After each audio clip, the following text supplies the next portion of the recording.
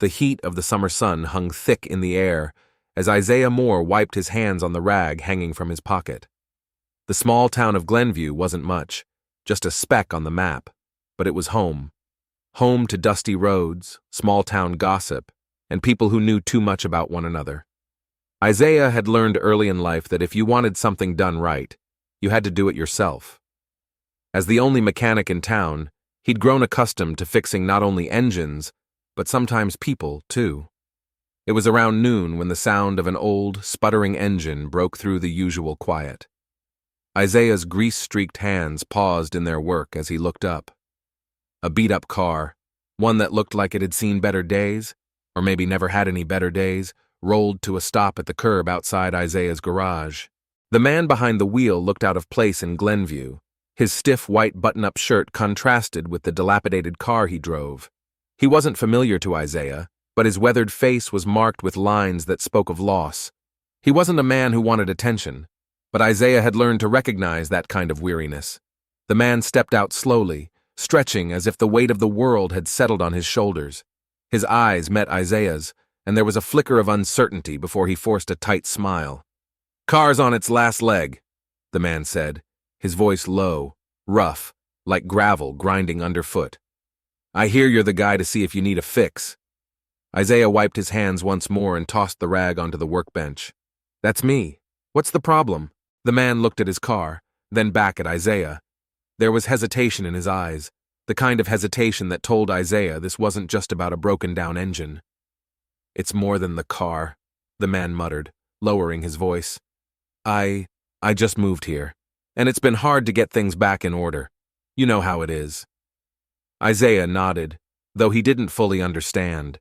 He hadn't had to start over in a long time, but he knew the kind of man who asked for help without saying the words.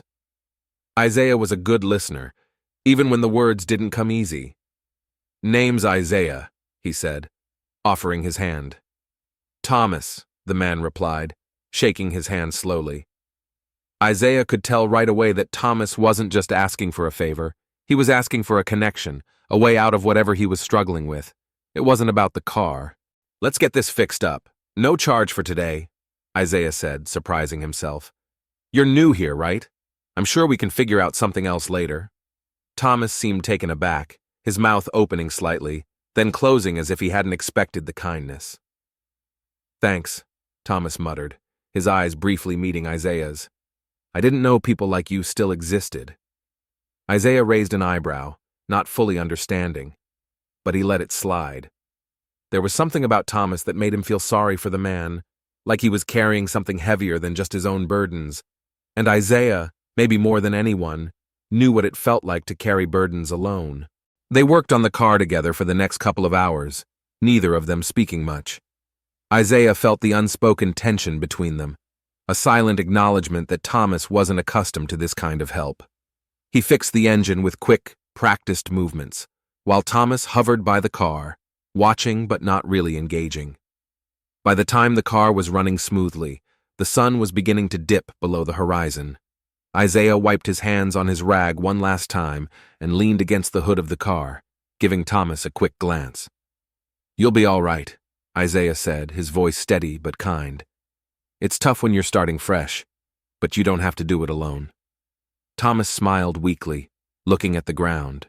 "Yeah, I guess not." Isaiah felt a small shift in the air, a subtle change. It was like something had passed between them, something unspoken, something Thomas wasn't ready to admit. But Isaiah didn't press, not yet. He knew that sometimes the hardest thing was simply being there. "Well," Isaiah said, clapping his hands together, "you got a ride now. Maybe I'll see you around." Thomas nodded, still not looking Isaiah in the eye. "Yeah, I'll see you." As the car rumbled down the street, Isaiah watched it disappear into the fading light, feeling the weight of the unspoken words still hanging in the air between them. He had no idea how things would unfold with Thomas, but one thing was certain. He had made a choice to help, and now he would see where that choice would take him. The days that followed were nothing short of predictable, at least for Isaiah. He had seen this type of thing before. A man down on his luck, reluctant to accept help, but gradually coming around. He saw Thomas a few times, each time a little more settled in Glenview, though he still kept his distance. There was something about Thomas that made Isaiah uncomfortable, something that didn't quite match the kindness he'd initially offered. The first clue came on a warm afternoon when Isaiah noticed Thomas standing at the end of his driveway, holding a beer in his hand. His posture was stiff, but not quite in the way someone would hold a drink. More like a man unsure of his place in the world. "Hey, Thomas!" Isaiah called out, stepping out from his garage, wiping his hands on a rag. "What's up?" Thomas turned to look at him, offering a small, almost apologetic smile. "Not much. Just, getting some air." Isaiah nodded, taking a step closer. "You still good with the car? I made sure everything's running smooth." "It's fine," Thomas replied, his voice more clipped than usual. "Actually, I've been meaning to thank you again. You didn't have to do that, you know."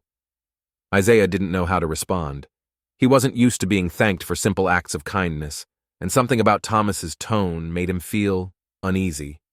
"You're welcome," Isaiah said with a nod, trying to ignore the feeling gnawing at the back of his mind. "You're new around here, right? We get a lot of folks passing through, but not too many sticking around." Thomas took a long gulp of his beer, his eyes lingering on the street before him, as if searching for something. "Yeah, small towns like this. They're not exactly where I'd choose to be, but things are better than they were." "Good to hear," Isaiah said, though he couldn't shake the feeling that Thomas wasn't being entirely honest. Then, as if on cue, Thomas dropped his gaze, his fingers tightening around the neck of the bottle. "I don't get it, though," he muttered, almost to himself. "All these people in the city, they think they're better than you, always running around like they've got something you don't. You know what I mean?" Isaiah's stomach tightened. He had heard this before, too many times in his life, the kind of sentiment that seemed innocent enough but carried a weight that could tear someone down. His heart skipped, but he chose to give Thomas the benefit of the doubt. "I guess that happens everywhere," Isaiah said, keeping his voice neutral. "People talk like they know what's best for you without ever walking in your shoes." Thomas didn't respond immediately. Instead, he looked at Isaiah as if sizing him up. "Yeah," he muttered, his voice colder now. "I guess you'd know about that.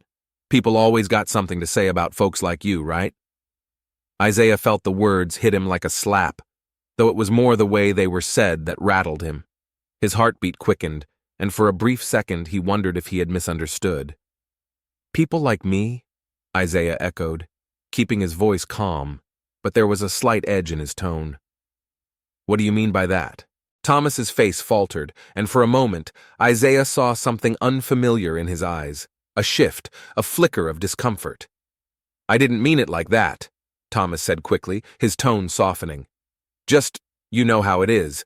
People like you don't always get treated the same, right?" Isaiah took a step back, holding Thomas's gaze. Something about the words felt off. Isaiah had heard plenty of people say they weren't racist, but the way they spoke, almost apologetically, like they were the ones who had to make it right, was a warning sign he couldn't ignore. "It's not that simple," Isaiah said, his voice steady but filled with a weight that surprised even him. "There's a difference between knowing it happens and being the one it happens to."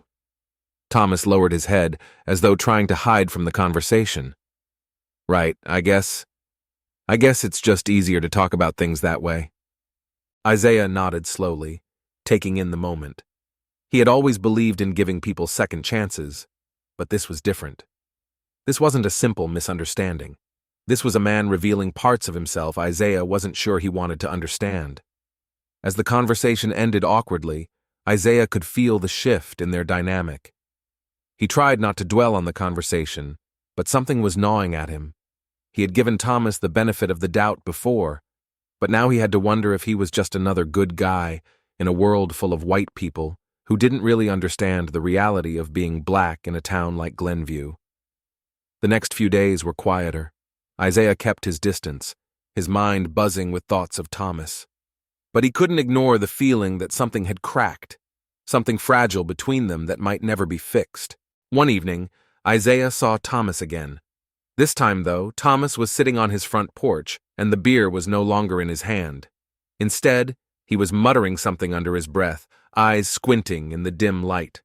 As Isaiah passed by, Thomas caught his eye, but this time there was no apology, no offer of kindness, just a hard, unreadable expression.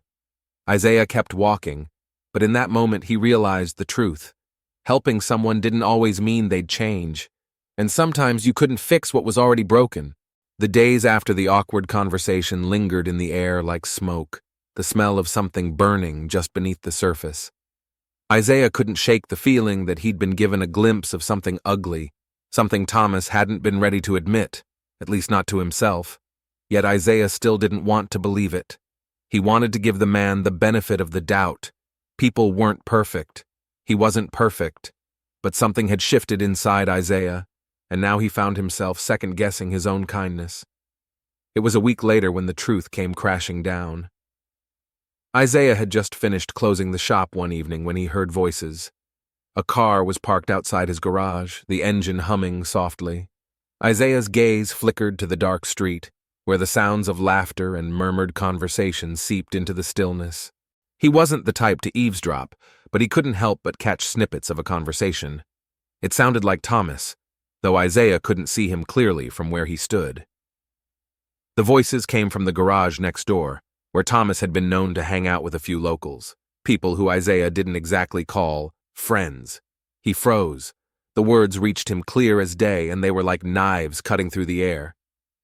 "Yeah, they all think they can just waltz in here and do whatever they want," a voice said, low and bitter. It was unmistakably Thomas's. Isaiah felt the blood drain from his face. Like they're entitled to everything. Isaiah's gut twisted, but he forced himself to remain still, to listen more. He took a slow step closer, just enough to hear, but not enough to make his presence known. "And that's what bothers me the most," Thomas continued. "They've got their own places to go, but they want to be all up in ours, taking over our schools, our streets. Hell, they even got the nerve to act like they belong here." Isaiah's heart hammered in his chest. He couldn't believe what he was hearing. He had hoped, prayed even, that his suspicions were wrong. But there was no mistaking the venom in Thomas's voice, the clear disdain for everything Isaiah represented, everything he was. The other voices in the conversation laughed, though their laughter was hollow. Isaiah recognized one of the voices now.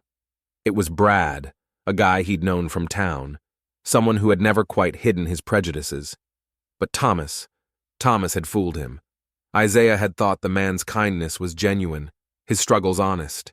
He had believed that the simple act of helping someone might change their outlook on the world. The words continued to cut through the silence of the night, each one worse than the last. Isaiah heard enough. He couldn't stand to hear any more. Without thinking, he strode toward the group, each step quickening as his anger rose. He was too far gone to hold it in anymore. As he rounded the corner of the garage, he saw Thomas, Brad, and a few others standing in a circle, beers in hand. Their eyes flickered to him, and for a moment, everything froze. Thomas looked surprised, maybe even guilty, but there was a flicker of defiance in his eyes that made Isaiah's stomach churn.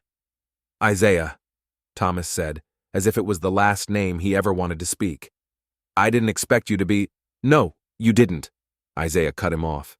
His voice was steady, but the tension in the air was palpable.